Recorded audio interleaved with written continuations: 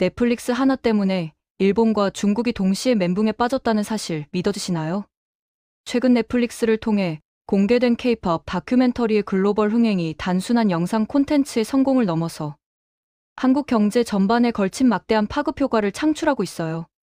이 작품이 공개되기 전 일각에서는 냉소적인 시각을 드러냈었죠. 한국이 제작한 콘텐츠도 아니고 한국 자본이 투입된 것도 아닌데 왜 그렇게 호들갑이냐는 비판이었습니다. 수익은 결국 넷플릭스로 귀속될 뿐이니 한국이 좋아할 이유가 없다는 논리였어요. 그런데 현실은 이런 예측을 완전히 뒤집어 버렸습니다. 지금 이 순간에도 한국은 이 한 편의 다큐멘터리로 인해 상상을 초월하는 경제적 이득을 챙기고 있거든요. 문화 콘텐츠가 만들어내는 간접 효과, 소위 말하는 소프트 파워의 위력이 얼마나 대단한지를 전 세계가 목격하고 있는 상황입니다. 가장 먼저 눈에 띄는 변화는 국립중앙박물관의 뮤지엄샵에서 나타났어요. 온라인 뮤지엄샵의 일일 방문자 수가 기존 7,000명 수준에서 무려 60만 명으로 폭증했습니다. 이건 단순한 수치 증가가 아니라 문화적 관심의 질적 전환을 의미하는 거예요. 올해 상반기 매출은 전년 동기 대비 34%나 상승한 115억 원을 기록했는데 이는 박물관 뮤지엄샵 역사상 최대 규모라고 하네요. 더 주목할 만한 건 온라인뿐만 아니라 오프라인 매장까지 연일 장사진을 이루고 있다는 점입니다. 박물관 앞에 늘어선 긴 줄은 이제 서울의 새로운 일상 풍경이 되어버렸어요. 여기서 핵심은 이 뮤지엄샵에서 판매되는 모든 상품이 메이드 인 코리아라는 사실이에요. 전통 공예품부터 현대적으로 재해석된 디자인 굿즈까지 모든 제품이 국내 장인과 디자이너, 제조업체의 손을 거쳐 만들어지죠. 결국 뮤지엄샵의 매출 증가는 곧바로 한국 중소기업과 공예인들의 수익 증대로 이어지는 선순환 구조를 만들어내고 있는 겁니다. 서울시가 실시한 소셜미디어 분석 결과도 흥미롭습니다. 올 여름 낙산공원과 관련된 인스타그램 및 유튜브 게시물이 전년 대비 200% 이상 증가했어요. 특히 해외 이용자들의 게시물 증가율이 눈에 띄게 높았는데 이는 한국을 직접 방문한 외국인 관광객 수가 대폭 늘어났다는 걸 실증적으로 보여주는 데이터입니다. 한국관광공사의 공식 통계는 이를 더욱 명확하게 뒷받침해요. 방한 외국인 관광객 수가 전년 동기 대비 23% 이상 증가한 겁니다. 이 수치만 봐도 대단한 건데 더 놀라운 건 관광객들의 행동 패턴이 완전히 달라졌다는 거예요. 다큐멘터리에 등장한 주요 배경지들, 특히 주인공들의 만남 장소로 나온 낙산공원, 북촌 한옥마을, 서울한방지능센터, 남산타워 같은 곳들은 이제 한국인보다 외국인이 더 많이 보일 정도가 됐습니다. 한국 네티즌들의 증언도 흥미로워요. 요즘 영화 속 촬영지를 지나가면 한국어보다 영어, 중국어, 일본어가 더 많이 들린다는 거죠. 한여름 무더위 속에서도 땀을 뻘뻘 흘리며 경복궁을 구경하는 외국인 관광객들의 모습에서 이 다큐멘터리의 영향력을 실감한다는 반응이 많았습니다. 남산타워나 북촌 한옥마을처럼 원래부터 외국인들에게 인기 있던 명소들은 그렇다 치더라도 서울한방지능센터의 경우는 완전히 다른 차원의 변화예요. 이곳은 다큐멘터리 흥행 이후 외국인 방문객이 무려 4배 이상 폭증했거든요. 사실상 새로운 관광 명소가 탄생한 셈이죠. 한방지능센터에서 제공하는 유료 체험 프로그램인 조교기나 한방, 마사지 같은 서비스는 한여름 비수기임에도 불구하고 예약이 풀로 차 있는 상황입니다. 한국 관광 플랫폼 크래비트립에서 실시한 더 세밀한 분석은 이 현상의 구체적인 양상을 드러내줘요. 다큐멘터리가 공개된 6월 20일부터 7월 19일까지 한 달간 외국인의 한복 대여 서비스 이용이 30% 증가했고 찜질방 체험은 무려 84%나 늘어났습니다.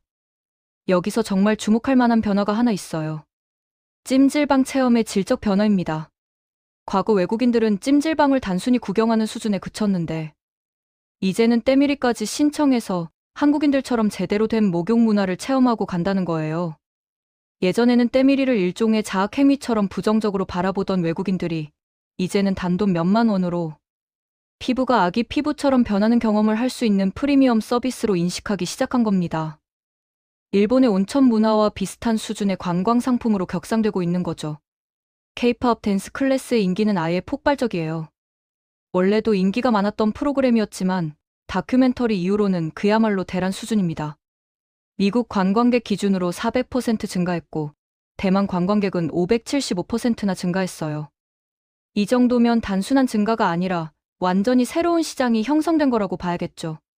직접 한국을 방문하지 못하는 외국인들은 또 다른 방식으로 한국에 접근하고 있었습니다. 바로 직구죠. 올해 상반기 글로벌 직구 거래량이 전년 동기 대비 333% 급증했어요. 거래 건수로는 345%가 늘어났습니다. 특히 한국 상품의 해외 직구 건수는 78% 폭증했고 총 거래액은 56% 증가했어요. 이건 단순히 물건을 사는 게 아니라 한국 문화를 소비하고 싶다는 열망의 표현인 겁니다. 구글 검색 데이터는 이런 현상을 더욱 명확하게 보여줍니다. 다큐멘터리가 공개된 6월 20일을 기점으로 한국 관련 키워드 검색량이 2배 이상 증가했어요. 코리안 푸드 검색량은 사상 최고 수준인 75% 증가를 기록했습니다. 이건 단순한 호기심을 넘어선 한국 문화에 대한 본격적인 탐구 욕구가 생겨났다는 걸 의미해요. 이렇게 K-팝 다큐멘터리 하나가 한국의 문화 산업과 관광 산업 전반에 걸쳐 엄청난 특수를 만들어내고 있는 상황에서 뜬금없이 일본과 중국이 좌절감에 빠졌다는 소식이 들려왔습니다. 도대체 무슨 일이 있었던 걸까요? 중국의 경우를 먼저 살펴볼게요. 중국은 처음에 이 다큐멘터리에 대해 상당히 경계하는 태도를 보였습니다. 한국 콘텐츠의 글로벌 영향력 확대를 견제하려는 의도였죠. 하지만 워낙 흥행 규모가 커지자 갑자기 태도를 180도 바꿔서 이 인기에 편승하려는 시도를 했어요. 그런데 이 과정에서 오히려 중국인들 스스로가 깊은 좌절감을 맛보게 됐습니다. 올해 초 중국은 자국의 최첨단 애니메이션 기술을 총동원한 너자이라는 작품을 개봉했어요. 이 영화는 중국 내에서 정말 대박이 났습니다. 그 유명한 인사이드 아웃이보다도 더 높은 흥행 수익을 기록하면서 중국인들의 자부심을 한껏 끌어올렸죠. 그런데 여기에는 치명적인 함정이 하나 숨어 있었어요. 이 엄청난 흥행 수익의 99%가 중국 내수 시장에서 나온 거였습니다. 해외 수익은 고작 1%에 불과했어요. 흥행 규모로만 보면 분명 대박 영화가 맞는데 글로벌 영화라고 부르기에는 너무나 부끄러운 수치였던 거죠. 이런 상황에서 K-팝 다큐멘터리가 전 세계적으로 초대박을 치는 걸 목격한 중국은 조바심이 났나 봐요. 급하게 영어 더빙 작업까지 진행해서 해외 시장 공략에 재도전했습니다. 하지만 결과는 참담한 실패였어요. 중국의 인플루언서들이 직접 현장 조사를 나갔는데 그들이 목격한 광경은 충격 그 자체였습니다. K-팝 다큐멘터리 상영관은 만석이었지만 바로 옆 너자이 상영관은 텅텅 비어 있었던 거예요. 이 장면은 중국 소셜미디어를 통해 빠르게 확산됐고 중국 네티즌들에게 큰 충격을 안겨줬습니다. 그 전까지만 해도 중국 네티즌들은 너자이와 K-팝 다큐멘터리를 비슷한 수준으로 평가하거나 심지어 작품성 면에서는 너자이가 더 우월하다고 주장했었어요. 하지만 이 비교 영상을 본 후 태도가 완전히 바뀌었습니다. 마치 매트릭스의 빨간 약을 먹은 것처럼 현실을 직시하게 된 거죠. 아이러니한 건 중국이 굳이 이런 비교를 하지 않았다면 자국 영화의 성공을 즐길 수 있었을 텐데 스스로 비교에 나서면서 자충수를 둔 꼴이 됐다는 점입니다. K-팝 다큐멘터리의 글로벌 영향력과 비교하면서 자신들의 한계를 스스로 확인하게 된 셈이에요. 일본의 경우는 또 다른 차원에서 충격을 받았습니다. 일본이 오랜 시간 쌓아온 문화적 자부심에 균열이 생긴 거죠. 일본에서 이 다큐멘터리의 초반 반응은 상당히 냉담했어요. K-팝이 주제라서 별로라는 평가가 많았죠. 심지어 한국이 왜 이렇게 좋아하냐는 비아냥까지 섞여 있었습니다. 실제로 일본 넷플릭스에서 이 작품은 처음에 1위를 차지하지 못했어요.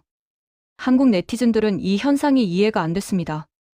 일본은 K-팝 아이돌들의 인기가 상당히 높은 나라인데 K-팝이 주제라서 인기가 없다는 게 논리적으로 맞지 않았거든요. 그러다가 한 가지 가설이 제기됐어요. 혹시 일본어 더빙판 때문에 반응이 안 좋은 게 아닐까 하는 거였죠. 이 추측은 적중했습니다. 일본어 더빙판의 경우 한국어판이나 영어판처럼 전문 가수들이 노래를 따로 녹음한 게 아니라 성우들이 대사와 노래를 모두 소화했어요. 일본에서는 전통적으로 성우들이 애니메이션 주제가를 부르고 심지어 콘서트를 여는 문화가 발달했기 때문에 이런 방식을 당연하게 여겼던 거죠. 그런데 이게 문제였어요. 다큐멘터리의 가장 큰 매력 포인트 중 하나가 바로 OST인데 성우들의 노래가 원작만큼의 감동을 전달하지 못했던 겁니다. 전문 보컬리스트들의 폭발적인 가창력과 감정 표현을 성우들이 따라가기에는 한계가 있었어요. 외국에서는 왜 이렇게 난리인지 궁금해진 일본인들이 더빙판 대신 일본어, 자막판으로 영화를 보기 시작했습니다. 그러자 반응이 완전히 달라졌어요. 자막판으로 유행이 시작되면서 이 다큐멘터리는 일본 넷플릭스 영화 부문 1위에 올라섰습니다. 결국 일본에서 K-pop 다큐멘터리가 초반에 외면받았던 이유는 작품 자체의 문제가 아니라 일본 더빙판의 퀄리티 때문이었다는 게 명확히 드러난 거예요. 이 사건은 일본 문화계에 상당한 충격을 안겼습니다. 일본은 오랫동안 성우가 직접 노래를 부르는 문화가 발달했고 이를 상당한 자부심의 원천으로 여겨왔거든요. 성우들의 애니메이션 주제가 콘서트가 대형 공연장을 가득 채울 정도로 이 문화는 일본의 독특한 정체성이었어요. 그런데 K-pop 다큐멘터리 사태를 겪으면서 자신들이 우물안개구리였다는 걸 깨닫게 된 겁니다. 전문 가수의 노래와 성우의 노래 사이에는 분명한 차이가 있었고 글로벌 관객들은 이 차이를 민감하게 감지했던 거죠. 일본 애니메이션 업계도 이번 사태로 큰 교훈을 얻은 것으로 보입니다. 최근 일본에서 K-pop 다큐멘터리와 유사한 콘셉트의 애니메이션을 제작한다고 발표했는데 이번에는 기존 방식을 버리고 새로운 시도를 한다고 해요. 성우가 아니라 실제 프로 가수들을 섭외해서 노래를 녹음하도록 하는 거죠. 수십 년간 고수해온 전통적인 방식을 바꾼다는 건 일본 입장에서는 엄청난 결단입니다. 이는 K-pop 다큐멘터리가 단순히 한 작품의 성공을 넘어서 일본 애니메이션 산업 전체의 패러다임을 바꾸는 계기가 됐다는 걸 의미해요. 이렇게 K-pop 다큐멘터리는 한국에게 엄청난 관광 수익과 산업적 파급 효과라는 거대한 선물을 안겨줬을 뿐만 아니라 한국을 비웃고 깔봤던 주변국들에게도 강력한 한 방을 날렸습니다. 중국은 자국 콘텐츠의 글로벌 한계를 자각하게 됐고 일본은 오랜 문화적 자부심에 금이 가는 경험을 했어요. 한국으로서는 이 다큐멘터리를 안 좋아할 수가 없는 상황이죠. 투자 한 푼 안 들이고 이렇게 막대한 경제적, 문화적 이득을 챙기게 됐으니까요. 그런데 중요한 건 이게 끝이 아니라는 점입니다. 오히려 지금은 시작에 불과해요. 현재 이 다큐멘터리를 보고 한국 문화에 매료된 전 세계의 어린이와 청소년들이 성장하면서 한국의 소프트 파워는 더욱 강력해질 거예요. 문화 콘텐츠의 영향력은 즉각적인 효과로 끝나지 않습니다. 어릴 때 접한 문화적 경험은 평생에 걸쳐 그 사람의 정서와 가치관에 영향을 미치죠. 지금 10대들이 이 다큐멘터리를 통해 한국 문화를 접하고 있다는 건 앞으로 10년, 20년 후에도 이들이 한국에 대해 긍정적인 이미지를 가진 성인으로 성장한다는 걸 의미해요. 이들은 단순한 소비자를 넘어서 한국 문화의 전도사가 될 수 있습니다. 자신의 자녀들에게 한국 문화를 소개하고 직장에서 한국과의 비즈니스를 추진하고 정치적으로도 한국의 우호적인 입장을 취하게 될 가능성이 높아요. 이게 바로 소프트 파워의 진정한 힘입니다. 다큐멘터리의 인기가 오래 지속되고 그 영향력이 깊어질수록 한국의 소프트 파워도 함께 성장하는 거죠. 문화의 힘이 경제를 움직이고 국가 이미지를 근본적으로 바꾸는 시대가 온 겁니다. 사실 이런 효과를 직접 체감하기 전까지는 일본이나 중국이 왜 그렇게 문화적 영향력에 집착하는지 이해하기 어려웠어요. 쿨재팬이니 차이나 소프트 파워냐면서 국가 차원에서 막대한 예산을 투입하는 걸 보면서 좀 과한 거 아닌가 싶기도 했죠. 그런데 이제는 알 것 같아요. 그들이 한국을 왜 그토록 경계하고 동시에 부러워하는지를요. 한국은 정부 주도의 인위적인 투자 없이도 순수하게 콘텐츠의 힘만으로 전 세계 사람들의 마음을 사로잡았습니다. 이건 돈으로 살 수 없는 가치예요. 중국은 막대한 자본을 투입해 화려한 영화를 만들었지만 결국 자국 시장에 갇혔어요. 일본은 수십 년간 쌓아온 애니메이션 문화의 우월함을 자랑했지만 글로벌 관객들의 취향을 제대로 읽지 못했죠. 반면 한국은 진정성 있는 스토리텔링과 세계적 수준의 제작, 역량을 바탕으로 자연스럽게 전 세계 관객들의 공감을 이끌어냈습니다. 특히 주목할 만한 건 이 다큐멘터리가 한국 문화의 다양한 층위를 보여줬다는 점이에요. K-pop이라는 현대 대중문화뿐만 아니라 전통 문화, 음식 문화, 생활 문화까지 자연스럽게 노출됐죠. 낙산공원의 야경, 북촌 한옥마을의 전통미, 한방 문화의 건강함, 찜질방의 독특한 경험 등이 모두 하나의 패키지로 전달된 겁니다. 이런 다층적 문화 경험은 단순한 호기심을 넘어서 깊은 문화적 이해로 발전할 수 있어요. 외국인들이 한국을 단순히 K-pop의 나라로만 보는 게 아니라 전통과 현대가 조화를 이룬 독특한 문화를 가진 나라로 인식하게 되는 거죠. 한국관광공사의 최근 보고서에 따르면 이 다큐멘터리를 본 후 한국을 방문한 외국인 관광객들의 체류, 기간이 평균적으로 증가했다고 해요. 단순히 유명 관광지만 둘러보고 가는 게 아니라 로컬 문화를 깊이 체험하려는 경향이 강해졌다는 겁니다. 이는 관광 수익의 질적 향상을 의미해요. 짧은 기간 동안 유명 관광지만 훑고 가는 관광객보다 오래 머물면서 다양한 문화 활동에 참여하고 로컬 비즈니스를 이용하는 관광객이 훨씬 더 많은 경제적 가치를 창출하거든요. 더 나아가 이런 깊이 있는 문화 체험은 재방문율을 높입니다. 한번 한국을 방문해서 좋은 경험을 한 외국인들은 다시 한국을 찾을 확률이 높아요. 그리고 자신의 경험을 SNS에 공유하면서 자발적인 홍보대사 역할까지 하게 되죠. 이런 선순환 구조가 만들어지면 관광산업은 지속 가능한 성장 동력을 확보하게 됩니다. 일회성붐이 아니라 안정적인 수요, 기반이 형성되는 거예요. 한국 식품 산업도 큰 수혜를 입고 있습니다. 구글 검색 데이터에서 코리안 푸드 검색량이 75% 증가했다는 건 단순한 통계가 아니에요. 이건 전 세계 사람들의 식탁이 변화하고 있다는 신호입니다. 한류의 초기에는 주로 젊은 층이 K-팝이나 드라마를 소비했지만 이제는 연령대와 관계없이 한국 문화 전반에 대한 관심이 높아지고 있어요. 특히 음식 문화는 세대를 초월해서 접근할 수 있는 영역이죠. 한국 식품의 해외 직구가 급증하고 있다는 통계는 이런 트렌드를 반영합니다.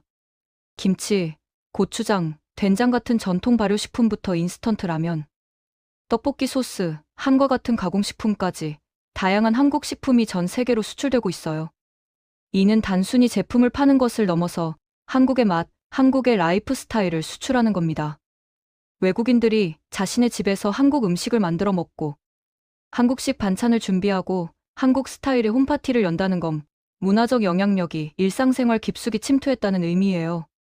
패션과 뷰티 산업도 이런 흐름에 동참하고 있습니다. K-뷰티는 이미 전 세계적으로 하나의 카테고리로 확립됐고 K-패션도 빠르게 성장하고 있어요. 한복 대여 서비스 이용이 30% 증가했다는 통계는 한국 전통 의상에 대한 관심이 높아졌다는 걸 보여주죠. 여기서 흥미로운 건 외국인들이 단순히 한복을 입고 사진만 찍는 게 아니라 한복의 역사와 의미를 이해하려고 노력한다는 점이에요. 한복 대여점에서는 한복의 종류와 착용법, 전통적인 의미 등을 설명하는 서비스를 제공하는데 외국인 관광객들의 반응이 매우 적극적이라고 해요. 이런 문화적 호기심은 더 깊은 한국 이해로 이어집니다. 한복을 체험하면서 자연스럽게 한국의 역사와 전통, 미적 감각을 배우게 되는 거죠. 이는 단순한 관광 경험을 넘어서 문화 교육의 효과까지 가져옵니다. 교육 분야에서도 변화가 감지되고 있어요. 전 세계적으로 한국어 학습 수요가 증가하고 있습니다. 대학에서 한국어 강좌를 개설하는 곳이 늘어나고 있고 한국어 능력 시험 응시자 수도 증가 추세예요. K-팝 댄스 클래스의 폭발적인 인기는 이런 맥락에서 이해할 수 있습니다. 400%, 575%라는 증가율은 단순한 취미 활동의 범위를 넘어섰어요. 이제 K-팝 댄스는 하나의 운동 방식이자 문화 활동으로 자리 잡고 있습니다. 댄스 클래스에 참여하면서 자연스럽게 한국어를 배우고 K-팝 음악을 듣고 한국 문화에 대해 알아가게 되죠. 이런 통합적인 문화 경험은 한국에 대한 이해를 다차원적으로 확장시킵니다. 기술 산업도 이런 문화적 붐의 수혜를 입고 있어요. 한국 스마트폰, 한국 가전제품에 대한 선호도가 높아지고 있습니다. 삼성과 LG 같은 대기업뿐만 아니라 중소전자제품 브랜드들도 한류 덕분에 인지도가 올라가고 있어요. 이는 메이드 인 코리아라는 브랜드 가치가 상승하고 있다는 걸 의미합니다. 한국 제품이라는 것 자체가 품질과 디자인의 보증 마크처럼 인식되는 거죠. 이런 브랜드 파워는 장기적으로 한국 수출 산업 전반에 긍정적인 영향을 미칠 겁니다. 게임 산업도 빼놓을 수 없죠. 한국은 이미 e스포츠와 게임 개발 분야에서 세계적인 위상을 가지고 있는데 이번 다큐멘터리를 통해 한국에 관심을 갖게 된 사람들이 자연스럽게 한국 게임으로 유입되고 있어요. 특히 젊은 세대는 게임을 통해 한국 문화를 접하는 경우가 많습니다. 게임 속에서 한국어를 배우고 한국 친구를 사귀고 한국 게임 커뮤니티에 참여하면서 자연스럽게 한국 문화의 일부가 되는 거죠. 이런 다각적인 문화 교류는 결국 사람과 사람 사이의 연결로 귀결됩니다. 문화 콘텐츠를 통해 한국에 관심을 갖게 된 외국인들이 실제로 한국인 친구를 사귀고 한국 기업에 취업하고 한국과 비즈니스 파트너십을 맺게 되는 거예요. 이는 경제적 가치로 환산하기 어려운 무형의 자산입니다. 국가 간 우호 관계, 문화적 이해, 인적 네트워크 등은 단기적인 매출 수치로는 측정할 수 없지만 장기적으로는 엄청난 가치를 창출하죠. 중국과 일본이 이런 소프트 파워에 집착하는 이유도 바로 여기에 있습니다. 단순히 문화 상품을 팔아서 돈을 버는 게 목표가 아니에요. 문화적 영향력을 통해 국가 이미지를 개선하고 우호적인 국제 여론을 형성하고 장기적인 경제적 정치적 이득을 확보하는 게 진짜 목적이죠. 그런데 아이러니하게도 중국과 일본은 이런 목표를 달성하는데 어려움을 겪고 있어요. 중국은 막대한 자본을 투입하지만 진정성이 부족하다는 평가를 받고, 일본은 과거의 영광에 안주하면서 변화하는 글로벌 트렌드를 따라가지 못하고 있습니다. 반면 한국은 비교적 적은 투자로도 큰 효과를 내고 있어요. 그 비결은 바로 진정성과 창의성입니다. 한국 문화 콘텐츠는 억지로 만든 게 아니라 자연스럽게 발전해온 결과물이에요. K-팝도, 드라마도, 영화도 모두 한국 크리에이터들의 진심 어린 노력과 창의성이 만들어낸 작품들이죠. 이런 진정성은 관객들이 본능적으로 느낄 수 있습니다. 돈을 많이 들여서 화려하게 만들었다고 해서 사람들의 마음을 움직일 수 있는 게 아니에요. 진짜 감동은 진심에서 나오는 거죠. 재밌게 보셨다면 구독과 좋아요, 알림 설정 부탁드립니다.